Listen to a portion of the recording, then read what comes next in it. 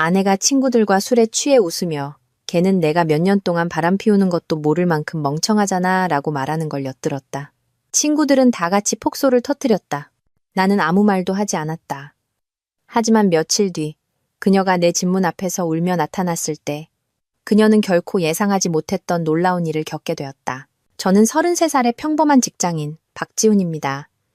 이런 커뮤니티에 글을 쓰게 될 줄은 꿈에도 몰랐지만 결국 이렇게 됐네요.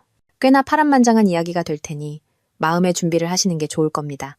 지난 주말 저는 친구들과 함께 K리그 원정 경기를 보러 부산으로 1박 2일 여행을 가기로 되어 있었습니다. 몇 달 전부터 계획했던 일이었죠. 하지만 출발 직전에 친구 민준이의 아이가 아파서 어쩔 수 없이 계획을 취소해야 했습니다. 살다 보면 흔한 일이었기에 저는 이 기회에 8년 된 아내 이서아를 놀라게 해주려고 일찍 집에 돌아가기로 마음먹었습니다. 네, 이런 이야기에서 보통 어떻게 전개될지 저도 압니다. 하지만 믿어주세요. 다음에 일어난 일은 아내가 다른 남자와 있는 걸 목격하는 것보다 훨씬 더 끔찍했습니다. 밤 9시쯤 아파트 주차장에 차를 댔을 때 낯선 차 몇 대가 보였습니다. 아내의 친구인 미나의 기아차와 가영이의 현대차는 바로 알아볼 수 있었죠. 제가 없는 동안 친구들을 부르겠다고 서아가 말했었으니 이상할 건 없었습니다. 현관으로 들어가려던 찰나 옆문 너머 뒤편 베란다에서 들려오는 시끄러운 소리에 발걸음을 멈췄습니다. 와인에 취해 목소리가 한껏 커져 있었죠. 다가가서 인사를 하려던 순간 제 이름이 들렸습니다. 본능적으로 저는 그 자리에 멈춰섰습니다. 지훈이는 정말 말도 안 나와 서아의 혀가 살짝 꼬여 있었습니다. 친구들이 킥킥거렸습니다. 어머, 아직도 그걸 계속하고 있다는 게 믿기지 않아. 미나의 목소리였습니다. 이윽고 서아는 거의 소리를 질렀습니다. 걔는 내가 몇 년 동안 바람 피우는 것도 모를 만큼 멍청하잖아. 모두가 박장대소했습니다. 저는 그 자리에 그대로 얼어붙었습니다. 뇌가 작동을 멈춘 것 같았죠. 태우 씨를 만난 건 내 인생 최고의 결정이었어. 서아는 말을 이었습니다. 지난주에 지훈이 야근할 때 태우 씨가 와서 지훈이가 그토록 소중하게 여기는 낮잠자는 소파에서 바로 해버렸지 뭐야. 더 큰 웃음소리가 터져 나왔습니다. 안 돼. 그 신성한 낮잠 소파에서?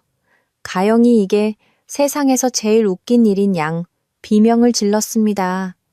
다음 날 아침에 지훈이가 나한테 얼마나 다정했는지 봤어야 해. 아침밥까지 차려줬다니까. 자기 소중한 아내가 전날 밤에 무슨 짓을 했는지도 모르고 말이야. 순간 심장이 발끝까지 떨어지는 기분이었습니다. 한 대 얻어맞은 것 같았죠. 그 아침밥.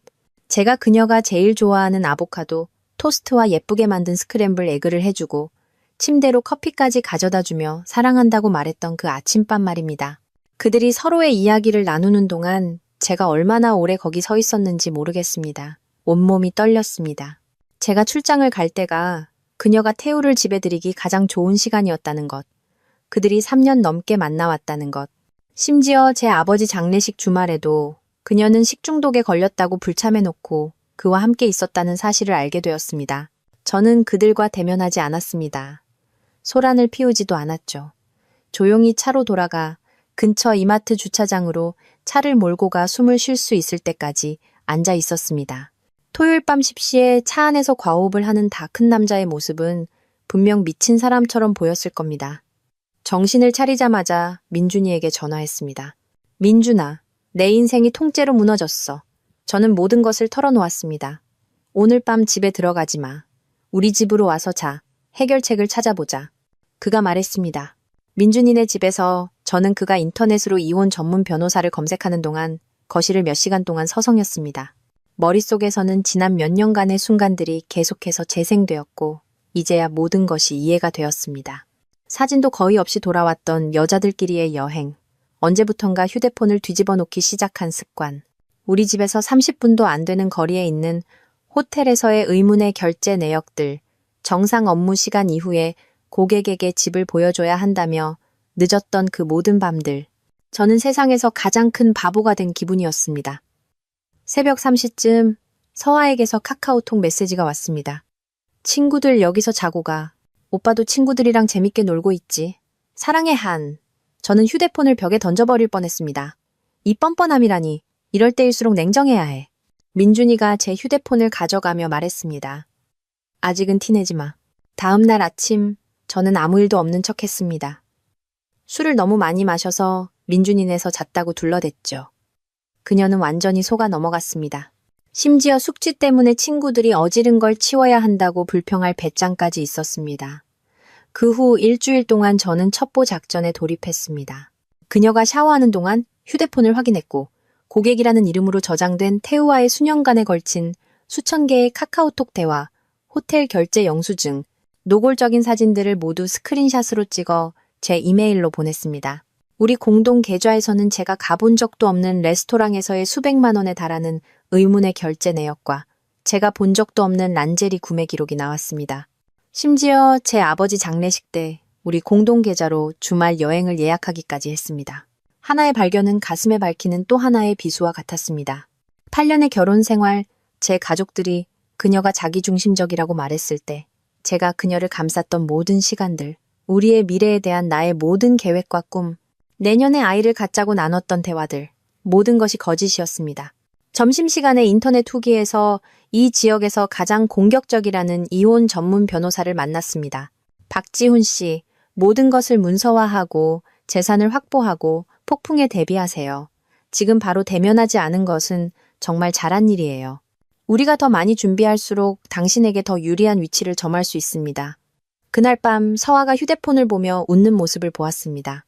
아마 그와 문자를 하고 있었겠죠. 제 안에 무언가가 변했습니다.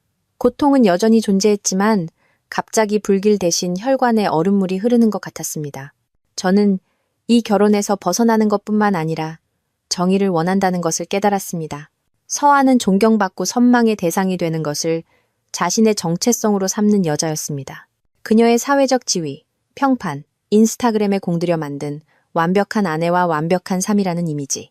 그녀는 모두가 조언을 구하러 오는 사람, 친구들 사이의 도덕적 잣대인 것에 자부심을 느꼈습니다. 그리고 이제 저는 그 모든 것이 거짓이라는 증거를 가지고 있었습니다. 저는 움직이기 시작했습니다. 우리 공동예금의 절반을 제 이름으로 된 새 계좌로 옮겼고 중요한 문서들은 비밀번호를 걸어 보호했으며 우리 자산 전체에 대한 상세한 목록을 만들고 집안의 모든 귀중품을 사진으로 찍었습니다. 모두 변호사가 추천한 것들이었죠. 그러는 동안 저는 아무것도 모르는 척했습니다. 아침에 출근하는 그녀에게 키스하고 하루가 어땠는지 물어보고 그녀가 바로 옆에서 태우와 문자를 하는 동안 나란히 앉아 넷플릭스를 봤습니다. 매일 저는 그녀의 세상을 통째로 날려버릴 준비를 착실히 하면서 아무것도 모르는 남편 연기를 했습니다. 그렇게 2주가 흘러 모든 준비가 끝났습니다. 재정 서류, 불륜의 증거, 새로 계약하고 입주금까지 낸 오피스텔, 그녀가 한 짓에 경악한 제 가족의 지지까지 모든 것을 갖추었습니다. 가장 힘든 부분은 그녀가 제 눈을 똑바로 쳐다보며 거짓말을 할 때, 잠들기 전에 사랑해라고 말할 때, 내년에 아기를 갖기 시작하자고 제안할 때 평정심을 유지하는 것이었습니다. 매번 그녀의 얼굴에 소리를 지르고 싶었지만 저는 침착함을 유지했습니다. 저는 그녀가 모르는 것을 알고 있었기 때문입니다. 제가 멍청하다고 비웃었던 그 여자는 자신이 마주하게 될 가장 체계적이고 무자비한 힘이 바로 저라는 사실을 전혀 알지 못했습니다. 그리고 저는 그 모든 것을 완벽하게 합법적으로 진행할 것이었습니다. 그렇게 시작된 제 계획은 군사작전처럼 정밀하게 실행되었습니다. 마지막 준비를 마친 지 며칠 후 서아는 갑자기 제게 엄청나게 잘해주기 시작했습니다. 제가 가장 좋아하는 찌개를 끓여주고 먼저 잠자리를 제안하고 심지어 더 좋은 동네의 아파트를 알아보자고까지 했습니다. 처음에는 그녀가 무언가 눈치챘다고 생각했지만 곧 그것이 전형적인 죄책감의 발로임을 깨달았습니다. 저의 계획은 몇 가지 핵심 축으로 이루어져 있었습니다. 가장 먼저 해결해야 할 것은 재정 문제였습니다. 이미 공동예금의 절반을 제 개인 계좌로 옮겨놓았고 그녀의 불륜과 관련된 모든 지출, 즉 호텔비, 식사비, 란제리 구매 내역 등을 문서화했습니다. 변호사는 이것이 부부 공동 재산의 부당한 처분으로 간주될 수 있다고 말했습니다. 또한 부정 사용 의심을 핑계로 공동 신용카드를 정지시켜 그녀의 돈줄을 막았습니다. 다음은 재산 문제였습니다. 저는 그녀가 고객을 만나러 나간 틈을 타 아버지의 시계나 가족 사진 같은 대체 불가능한 제 중요 물건들을 새로 얻은 오피스텔로 조용히 옮겼습니다.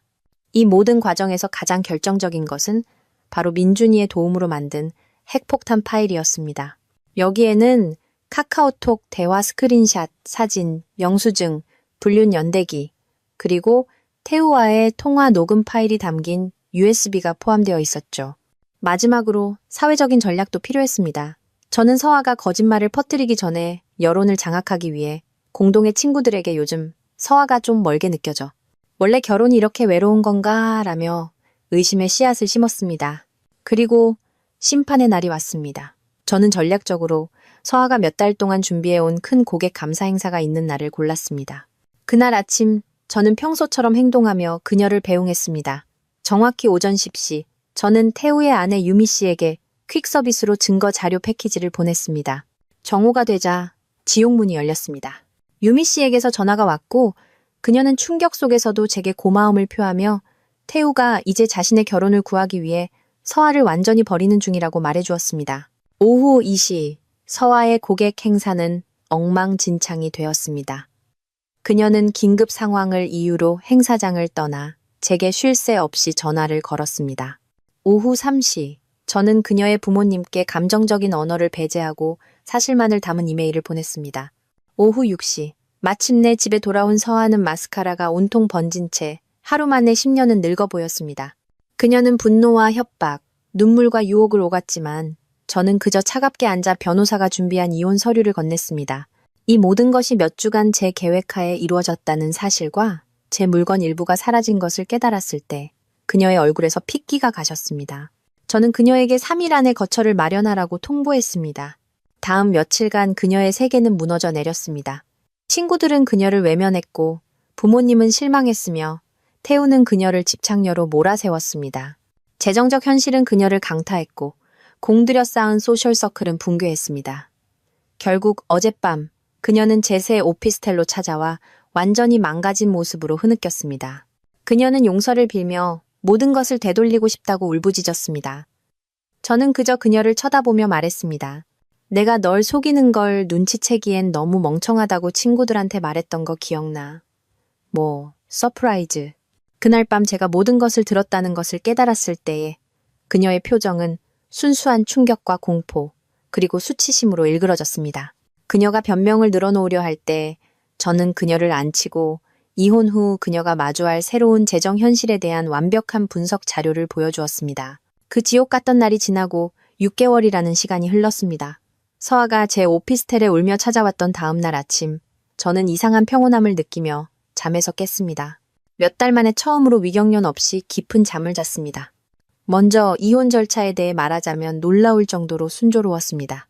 조정 과정에서 서아는 한 번의 실수를 주장했지만 3년간의 불륜 증거 앞에서 그녀의 눈물 작전은 통하지 않았습니다.